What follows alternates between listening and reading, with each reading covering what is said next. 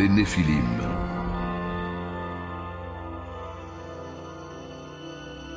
Avant que la première goutte du déluge ne tombe du ciel, il y a eu une époque oubliée, un temps si sombre que le ciel lui-même semblait devenir silencieux. Il n'était pas roi, pas même des armées. C'étaient des êtres qui descendaient des hauteurs, avec des yeux de feu et des mots enveloppés de mystère. Ils sont venus avec des promesses de pouvoir, avec des secrets anciens, et ils ont scellé un pacte, un serment qui changerait à jamais le destin du pays. De cette obscurité est né quelque chose que les hommes ne pouvaient jamais contrôler. Les Néphilim, des géants d'une stature énorme, enfants d'un pacte interdit. Des êtres qui marchaient parmi les hommes comme des dieux et qui dominaient des tribus, des royaumes, des civilisations entières. Pendant un temps, ils furent vénérés. Ils les appelaient des héros. Ils les considéraient comme des sauveurs. Mais ce qui semblait être la gloire est devenu de la corruption. Les Néphilim ont tout dévoré sur leur passage. Le sang a rempli la terre. La violence était son langage, l'humanité, sa proie. Alors, le Tout-Puissant parla. Ce qui allait suivre ne serait pas seulement une épreuve, mais une purification. Parce que ce qui a commencé par un serment au sommet d'une montagne allait bientôt déchaîner la fureur du ciel. Ce que vous êtes sur le point de voir, ce n'est pas une fable. C'est le récit d'une guerre ancienne, une guerre spirituelle qui a commencé bien avant Noé, et dont les conséquences se font encore sentir aujourd'hui. Personne n'aurait imaginé que quelque chose d'encore plus grand approchait déjà. C'est le pacte interdit. Et le jour, quand Dieu a décidé de mettre fin aux géants. Si cette histoire vous a déjà secoué, abonnez-vous maintenant et appuyez sur la cloche, car ce qui va suivre changera votre façon de voir le monde. Aimez et partagez ce message, car cette vérité ne peut plus être cachée. En ces temps-là, alors que l'humanité commençait à se multiplier sur la surface de la terre et que les générations d'Adam étaient dispersées en camps, tribus et clans à travers vallées, collines et plaines, il y avait encore des hommes qui se souvenaient du nom du Très-Haut. Jared, descendant de Seth et arrière-grand-père de Noé, était l'un d'eux. Son cœur demeurait inébranlable dans la foi de ses pères, et sa voix, au milieu du chaos grandissant, continuait à adresser des prières sincères au Créateur. Mais quelque chose d'autre se produisait, quelque chose que les yeux humains ne pouvaient voir. Dans les hauteurs célestes, où résidaient les saints anges de Dieu, un groupe de sentinelles assista au développement de l'humanité.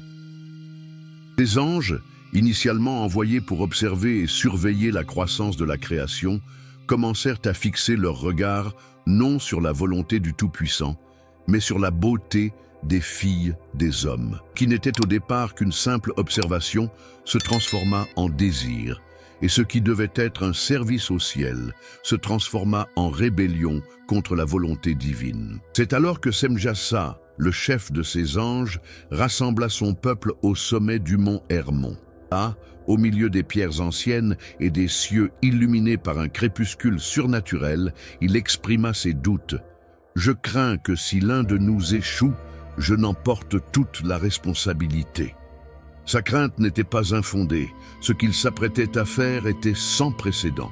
Cependant, l'ambition avait déjà corrompu leur cœur. En réponse, les autres anges proposèrent un pacte. Ils prêteraient tous un serment solennel, anathème entre eux, scellé d'une malédiction, de ne pas revenir sur ce qu'ils s'apprêtaient à faire. Ainsi, 200 sentinelles descendirent ensemble au sommet du mont Hermon, scellant là leur chute éternelle. Le ciel trembla. La terre gronda sous leurs pieds, et une lumière surnaturelle enveloppa la montagne. Depuis les villages voisins, les hommes contemplaient avec émerveillement ces silhouettes rayonnantes marchant parmi les arbres et parlant une langue inconnue. Les femmes, fascinées par leur présence, ignoraient qu'elles assistaient au début d'une corruption sans retour. Ces anges désormais déchus prirent des épouses humaines, chacune selon son choix, et engendrèrent une descendance. De cette union interdite naquirent les Néphilim, des géants à la force colossale et à la stature inouïe, des êtres hybrides qui dominèrent bientôt la terre avec violence. Pendant un temps, les hommes les vénérèrent. Ils leur érigèrent des monuments, leur offrirent des offrandes. Ils leur dédièrent des chants. Ils étaient considérés comme des héros, des demi-dieux, des sauveurs. Ils étaient les forts, les invincibles, les bâtisseurs de villes et les vainqueurs de guerre. Mais ce qui n'était au départ qu'une gloire se transforma rapidement en chaos. Les Néphilim, dans leur faim insatiable, dévorèrent tout ce qu'ils purent. Des troupeaux entiers disparurent sous leurs mains, les récoltes furent dévastées sur leur passage, et lorsqu'il n'y eut plus de quoi satisfaire leur appétit, ils commencèrent à dévorer les hommes.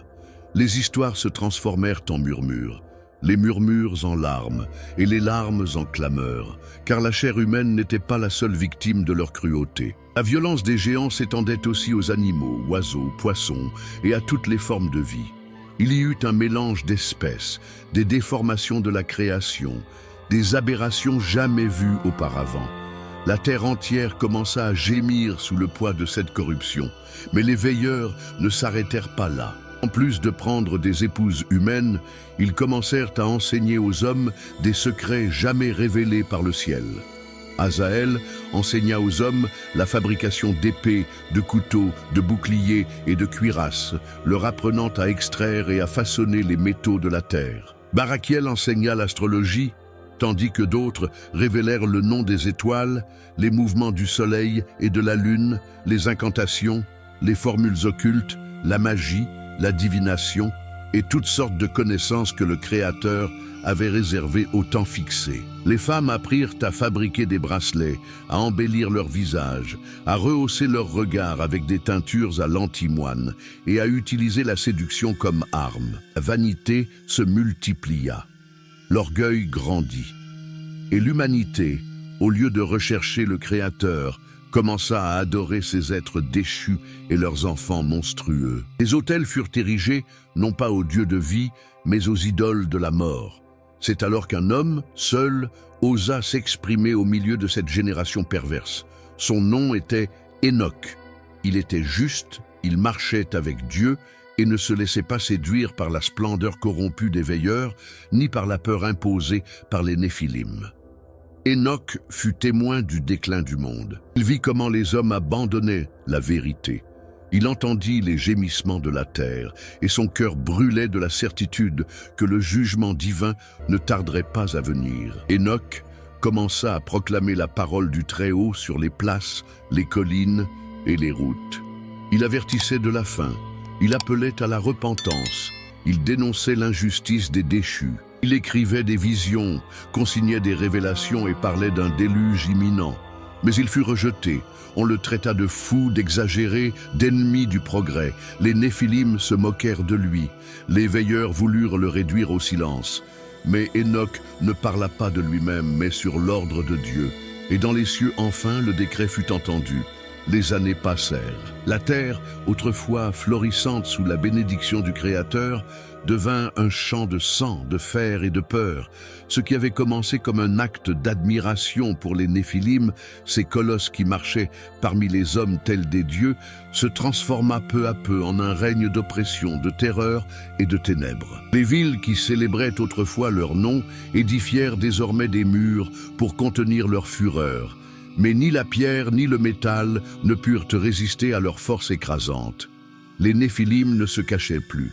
Ils s'auto-proclamèrent seigneurs du pays, régnèrent d'une main de fer sur des peuples entiers, exigeant tribut, imposant sacrifices, asservissant les faibles et détruisant ceux qui osaient défier leur domination.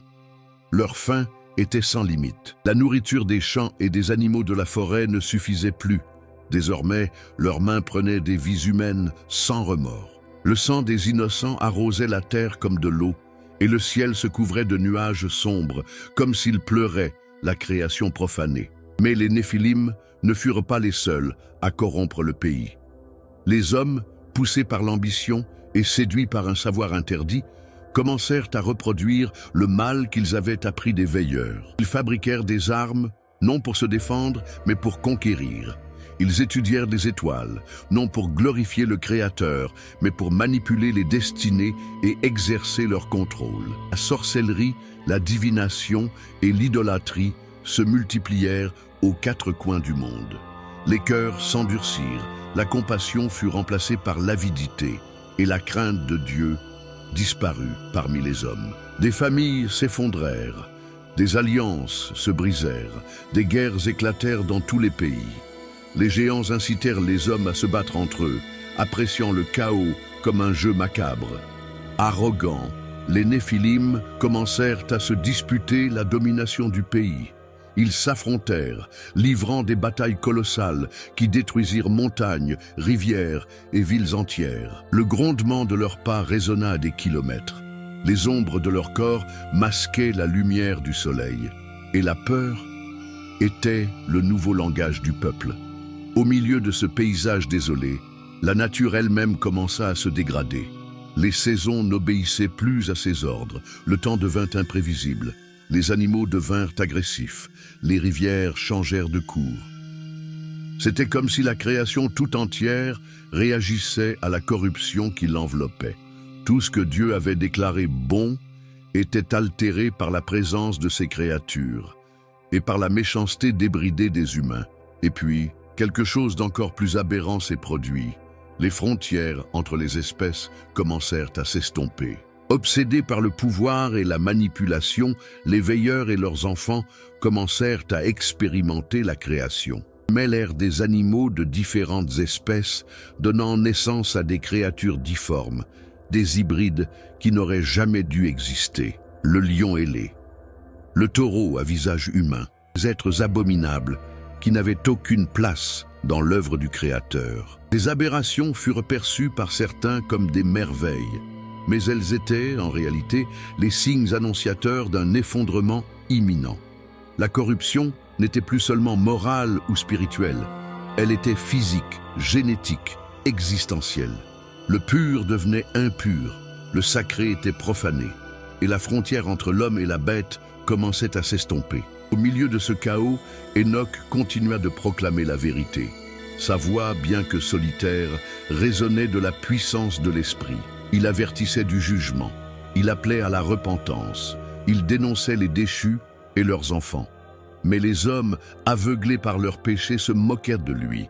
Les puissants le rejetaient et les géants l'ignoraient, se croyant invincibles. Mais Enoch ne s'arrêta pas. Jour après jour, il écrivit tout ce qu'il voyait. Il nota les visions du Tout-Puissant. Il prophétisa un déluge qui recouvrirait la terre. Il parla d'une purification par l'eau, d'un acte divin qui non seulement détruirait les méchants, mais restaurerait aussi la création selon son plan originel. Et même si peu de gens le croyaient, le ciel le soutenait. Un jour, alors qu'Enoch marchait seul dans les montagnes, Dieu l'enleva. On ne le revit plus jamais parmi les hommes, car le Créateur l'emporta avec lui, le sauvant du jugement qui allait bientôt s'abattre sur le monde. Dès lors, le silence des cieux devint un signe. Le Tout-Puissant ne parlait plus aux hommes comme auparavant. Les prophètes se turent, les visions cessèrent. Les cieux ne répondirent pas, non pas parce qu'ils avaient abandonné la terre, mais parce que le jugement avait déjà été décrété. Les anges, restés fidèles au trône éternel, savaient ce qui allait arriver. Le temps de la patience touchait à sa fin. Le jour du jugement approchait, et le prochain mot qui sortirait de la bouche de Dieu ne serait pas un avertissement, ce serait une phrase. Le cri de la terre s'était élevé comme un cri déchirant. Des profondeurs des vallées jusqu'au sommet des montagnes, la douleur d'une créature difforme frappait aux portes du ciel. Le sang des innocents jaillissait du sol, et les justes, dans leur angoisse, levaient les yeux, implorant justice. C'est alors, du haut du trône éternel, que le Tout-Puissant répondit. Le temps de la patience était révolu, le jugement ne serait plus différé. Des hauteurs resplendissantes du royaume céleste, le Créateur invoqua 4 de ses plus puissants messagers. 4 archanges, saints et redoutables, revêtus de gloire et d'autorité, apparurent devant lui. Michel, le grand défenseur du peuple de Dieu, Raphaël, le guérisseur de la terre, Gabriel, le héros de la parole divine, et Uriel, le porteur du feu du jugement. Le silence remplit le ciel, tandis que le Tout-Puissant prononçait son décret. Raphaël reçut la première mission. Il devait descendre sur terre, retrouver Azaël, ce gardien qui enseignait aux hommes la guerre, l'orgueil et la destruction. et l'enchaîner au pouvoir du ciel. Raphaël le retrouverait, le jetterait dans le désert de Dudaël, l'ensevelirait sous des pierres acérées et le couvrirait de ténèbres jusqu'au jour du grand jugement. Il ne reverrait plus jamais la lumière. Gabriel fut chargé d'une tâche encore plus sombre, provoquer la destruction des Néphilim. Le Très-Haut ordonna que les enfants des veilleurs soient menés à la guerre entre eux, que la violence qu'ils semaient se retourne contre eux, que leur propre force les mène à leur perte. Gabriel devait inciter à la rébellion, dresser leurs frères les uns contre les autres et laisser leur orgueil les mener à l'anéantissement. Michel, prince des armées célestes, reçut l'ordre de capturer les chefs de la rébellion. Mjassa et tous les observateurs descendus avec lui seraient emprisonnés. Michel devait les enchaîner et les emmener dans les profondeurs de la terre, où ils seraient emprisonnés pendant 70 générations. Il n'y aurait ni pardon ni rédemption. Ils seraient témoins de leur condamnation, emprisonnés dans les ténèbres, jusqu'à ce que le feu éternel les consume au jour fixé. Finalement, Uriel reçut la plus redoutable des annonces. Il devait comparaître devant le juste Noé, un homme intègre parmi ses générations, descendant d'Enoch, qui marchait encore avec Dieu. Uriel devait l'avertir que le jugement allait arriver, que la terre serait détruite et que seul lui et sa maison seraient préservés. Le Tout-Puissant lui révélerait les plans d'une arche, un refuge au milieu des eaux du jugement, et grâce à lui, l'humanité aurait une nouvelle chance. Tandis que les archanges descendaient accomplir leur mission, la guerre sur terre avait déjà commencé. Les géants, dans leur orgueil, s'insurgeaient les uns contre les autres. L'alliance naguère se transforma en trahison. La fraternité naguère se transforma en haine. Les colosses qui dominaient les nations s'entre-détruisaient désormais avec une fureur incontrôlable. Les montagnes tremblaient sous leurs combats. Les rivières rougissaient, et les hommes, terrifiés, fuyaient sans but, piégés dans un monde qu'ils ne reconnaissaient plus. En secret, les observateurs percevaient le changement. Quelque chose dans l'atmosphère du monde leur disait que le ciel avait répondu. Ils ne pouvaient plus arrêter ce qui arrivait. La terreur qu'ils avaient semée leur revint comme un jugement. Certains implorèrent le ciel, d'autres se cachèrent. Mais nul ne put échapper au jugement qui s'abattit comme une tempête. Au milieu de ce chaos, Noé commença à construire l'arche. Chaque coup de marteau était un avertissement. Chaque planche, un témoignage d'obéissance. Les hommes se moquaient de lui. Ils le traitaient de fou. Ils ridiculisaient sa foi, mais il ne s'arrêta pas. Il savait que la parole de Dieu était certaine. Il savait que le déluge viendrait. Il savait que seule l'obéissance apporterait le salut. À mesure que la construction progressait, la corruption s'intensifiait. Le peuple était entièrement voué au mal. Les orgies des géants, les aberrations des gardiens, l'idolâtrie et la violence.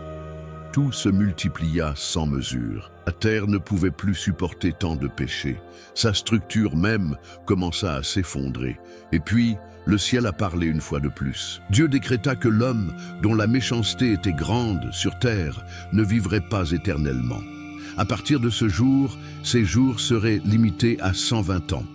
Le temps du jugement était venu. L'horloge de la grâce avait commencé à tourner. Les actions des archanges, une à une, s'accomplirent. Asahel fut enchaîné. Les géants s'autodétruisirent. Les veilleurs furent emprisonnés et plongés dans les ténèbres. Noé, ainsi que sa famille, reçurent des instructions détaillées sur la manière de préserver chaque espèce vivante, deux par deux, mâle et femelle, pour un nouveau départ après la purification. Le procès n'était plus une menace, c'était une réalité permanente. Les cieux ne retiendraient plus longtemps les eaux. Les sources des profondeurs bouillonnaient, les nuages s'épaississaient, et l'écho des pas des anges résonnait encore dans les montagnes, parce que le jour fixé était sur le point d'arriver. Les derniers jours arrivèrent comme des ombres au crépuscule, silencieux, mais inévitables. Tandis que Noé continuait à construire l'arche d'une main ferme et d'un cœur obéissant, la terre entière brûlait de corruption. La violence régnait à chaque coin de rue. Les larmes n'émouvaient plus personne. L'innocence avait été effacée du visage des hommes. Mais Dieu n'avait pas oublié sa promesse, ni son jugement. Lorsque l'arche fut achevée et que les animaux commencèrent à s'approcher par deux, guidés par une force invisible, beaucoup observèrent avec émerveillement. Oiseaux, bêtes et créatures des champs marchaient en ordre parfait vers une seule direction, le salut. Mais même alors, les hommes riaient. Certains se moquaient, d'autres insultaient. Personne ne croyait que quoi que ce soit puisse perturber la normalité de leur monde. Mais ce monde était sur le point de mourir. Puis, au jour dit, sans prévenir, les cieux s'ouvrirent, non pas avec des éclairs ou du tonnerre, mais avec une force ancestrale. Les sources des profondeurs jaillirent des profondeurs, et les écluses du ciel s'ouvrirent d'en haut. La pluie était inhabituelle, c'était un jugement liquide. Une eau vive qui tombait avec fureur et détermination. Le rugissement des cieux couvrit la terre. Le rugissement des eaux couvrit tous les rires, tous les cris, toute arrogance. Noé et sa famille entrèrent dans l'arche, et alors, sans intervention humaine, la porte se referma. Dieu lui-même scella l'entrée. Car il n'y avait plus de place pour la supplication. Le temps de grâce était terminé. Les Néphilim, géants de guerre et d'orgueil, ressentirent la terreur pour la première fois. Leurs corps, habitués à la domination, ne résistèrent pas à la montée des eaux. Ils coururent, ils hurlèrent, ils tentèrent de résister. Certains cherchèrent les plus hautes montagnes. D'autres, désespérés, frappèrent le bois de l'arche. Mais rien ne put les sauver, ni leur force, ni leur taille, ni leurs alliances avec les déchus. Le jugement ne fait aucune exception. L'humanité entière, corrompue depuis des siècles, fut balayée. Des villes furent englouties, des temples d'idoles s'effondrèrent, des voix moqueuses furent noyées dans les eaux. En 40 jours et 40 nuits, la terre qui avait autrefois abrité des géants devint une mer sans limite. Et puis, le silence. Les pluies ont cessé. Le ciel s'est apaisé. Les eaux ont baissé. Et l'arche flottait sur un monde purifié par le feu liquide. La chute des géants n'était pas seulement physique, c'était un signe éternel. Dieu n'a pas oublié les justes, et même si le mal se multipliait, le jugement viendra toujours en son temps. Lorsque les eaux se retirèrent enfin et que l'arche reposa sur les montagnes d'Ararat, la terre fut transformée. Tout ce qui avait autrefois respiré, sauf ceux qui étaient à l'intérieur de l'arche, avait disparu sous le jugement de Dieu. L'air était pur, la terre vierge, et le ciel silencieux. Le monde avait été réinitialisé, mais les germes de l'ancienne rébellion n'avaient pas été complètement éradiqués. Par la lignée de Cham, l'un des fils de Noé, une ombre réapparut, courant pollué charriant souvenirs et malédictions de l'époque d'avant le déluge. Au fil des siècles, des hommes de grande stature surgirent, des peuples entiers marqués par un patrimoine génétique différent, par un héritage qui ne provenait pas uniquement du sang humain. Ils étaient les vestiges d'une ancienne lignée, les géants post-déluge. Sur les terres de Canaan vivaient les Anakim, descendants d'Anak, dont les guerriers étaient si imposants que leurs ombres couvraient le paysage. Il y avait aussi les Réphaïm, les Émim et les Ouzi, des clans entiers d'hommes d'une taille et d'une force extraordinaires. Leur présence inspirait la peur et leur puissance maintenait sous leur emprise de nombreuses nations. Pour le commun des mortels, ils étaient presque invincibles. Mais pour Dieu, ils n'étaient qu'une étape supplémentaire de son plan rédempteur. Des siècles plus tard, lorsque le peuple d'Israël, mené par Moïse, s'approcha de la terre promise, il envoya des espions explorer Canaan. À leur retour, leur rapport était empli de panique. Nous y avons vu des géants, des descendants d'Anak, et à nos yeux, nous étions comme des sauterelles à leurs yeux. La terreur s'empara du camp. La vue de ces hommes imposants paralysa leur foi. Mais deux hommes se levèrent, animés d'un esprit différent, Josué et Caleb. Ils ne voyaient pas de géants. Ils voyaient une occasion pour la puissance de Dieu de se manifester. Là où d'autres voyaient des obstacles, eux voyaient des promesses. Des années plus tard, Josué mènerait le peuple à la conquête de Canaan. Les batailles furent sanglantes, mais les forteresses des géants tombèrent une à une. En Basan, ils affrontèrent Og, un roi dont le lit de fer mesurait plus de 4 mètres. Il était le dernier des Réphaïm, et il fut vaincu. Chaque victoire démontrait que ce n'était pas la force humaine qui déterminait le destin, mais la fidélité au Dieu des armées. Même après Josué, il y avait encore des géants dans le pays. À l'époque du jeune berger de Bethléem, David, un nouveau défi surgit parmi les Philistins. Un guerrier nommé Goliath, descendant des géants, défia l'armée d'Israël pendant 40 jours. Sa stature était imposante, son armure invincible. Sa voix, comme un rugissement de tonnerre, se moquait du Dieu vivant. Et une fois de plus, le peuple trembla. Mais David, avec une foi pure et sans épée, se tint devant lui. Il le fit non pas en s'appuyant sur sa propre force ou son expérience, mais au nom du Seigneur des armées. Avec une fronde et une pierre, il terrassa Goliath, et avec sa propre épée, il lui coupa la tête. À cet instant, ce n'était pas seulement un géant qui tomba, mais l'orgueil de toute une génération. Cette victoire inspira beaucoup de gens. Après David, d'autres hommes puissants vainquirent également des descendants de géants. Ishbi-Benob, Shaph, Lahmi, et même un guerrier qui avait 6 doigts à chaque main et à chaque pied. Un à un, les derniers géants connus furent éliminés par des hommes animés de l'Esprit de Dieu. Parce que ce n'était pas la taille qui comptait, ni la force, ni la gloire, c'était la foi.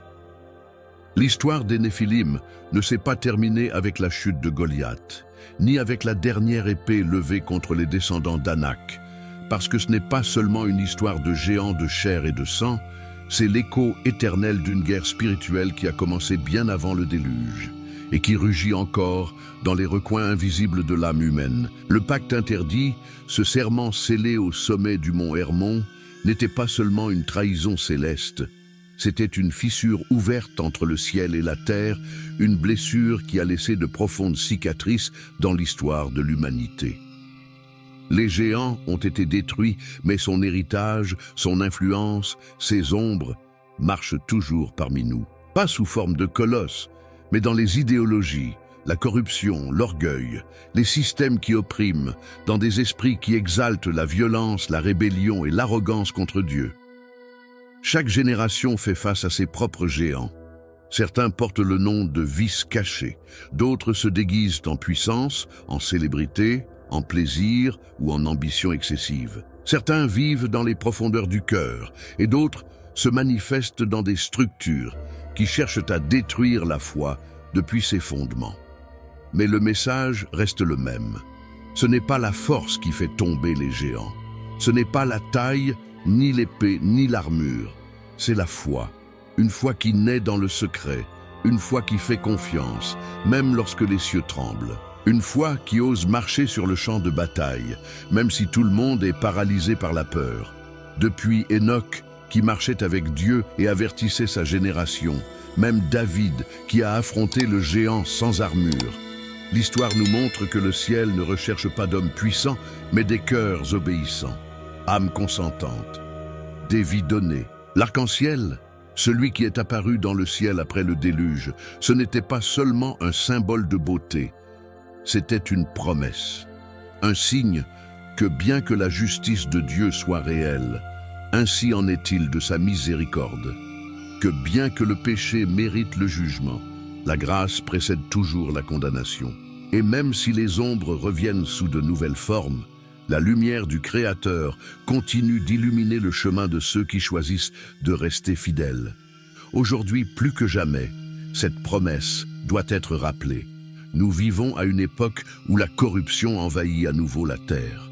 Là où le bien est appelé mal, et le mal est exalté comme vertu. Là où les géants modernes ne frappent plus avec des épées, mais avec des mensonges subtils, de la confusion et des systèmes qui asservissent l'esprit et le cœur. Mais aussi aujourd'hui, l'appel est toujours vivant.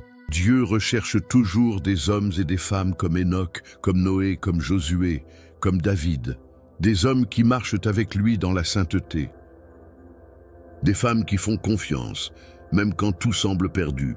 Les gens qui ne cèdent pas à la pression d'un monde déchu, mais levez-vous avec l'armure de la foi, avec l'épée de l'esprit, avec la vérité sur les lèvres et l'espoir dans le cœur, parce que cette bataille n'a pas fini. Il y a encore des géants qui doivent tomber, il reste encore des terres à conquérir. Il y a encore des générations qui ont besoin d'entendre la vérité. Et toi, oui, vous qui écoutez cette histoire, tu as été appelé pour cette guerre. N'ayez pas peur. Le même Dieu qui a scellé l'alliance de l'arc-en-ciel, qui a envoyé des anges pour faire justice, qui a préservé les justes au milieu du déluge, c'est le même qui se bat pour vous aujourd'hui. Que cette histoire ne reste pas comme un écho du passé, que cela ne devienne pas une simple fable, parce que ce qui s'est passé, c'était réel. Et la suite est encore plus grand. Se lever, non, croire. Et préparez-vous, parce qu'à chaque génération, le ciel est toujours à la recherche de gens courageux,